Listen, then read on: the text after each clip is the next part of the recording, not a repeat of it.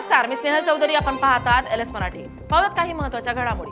मनसेच्या इशाऱ्यानंतर सामंतांनी परीक्षा रद्द केली. कायमस्वरूपी परीक्षा रद्द व्हावी, आम्ही निवेदन देणार. मनसे नेते संदीप देशपांडेंचं वक्तव्य. महाराष्ट्र सरकारने मराठी भाषा अस्मिता जपली पाहिजे, देशपांडेंचं मत. भारत माता की जय म्हणण्यात आमचा विरोध नाही. वंदे मातरम बाबत आमची भूमिका वेगळी.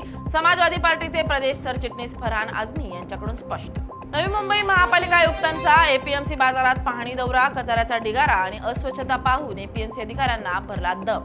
नवी मुंबई परिवहन सेवेत 285 नवी बस दाखल होणार. परिवहन समितीच्या विशेष सभेत बसेस खरेदी करण्याच्या प्रस्तावाला मंजुरी. नागरिकांचा प्रवास सुखकर होणार. नाशिकच्या TCS कंपनी धर्मांतर प्रकरणी निदा खान वॉन्टेड आरोपी. मुंबई नाका पोलीस ठाण्यामध्ये वॉन्टेड आरोपी.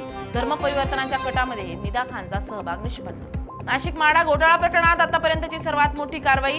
नगर रचना विभागाचे सहाय्यक संचालक कल्पेश पाटील यांना अटक. भूमी अभिलेख विभागाचे उपाधीक्षक बिपिन काजळे यांना क्राईम ब्रांचकडून अटक. नाशिकच्या चांदोडमध्ये एका व्यक्तीनं जिवंतपणे स्वतःचा दशक्रियाविधी पार पाडला.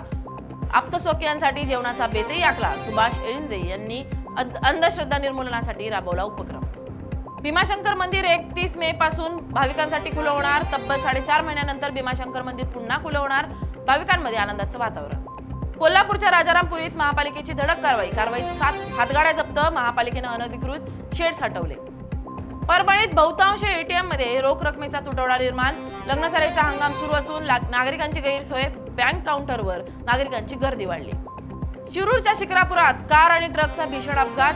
कार ट्रक खाली घुसल्यानं चालकाचा जागीच मृत्यू. या अपघातात 2 जण गंभीर जखमी. जखमींवर रुग्णालयात उपचार सुरू.